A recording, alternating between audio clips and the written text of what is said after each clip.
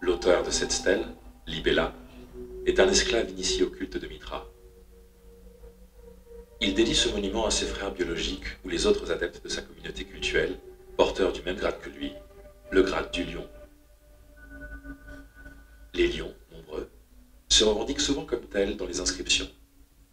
Statistiquement, ce sont eux qui doivent avoir constitué l'immense majorité des communautés mitriaques.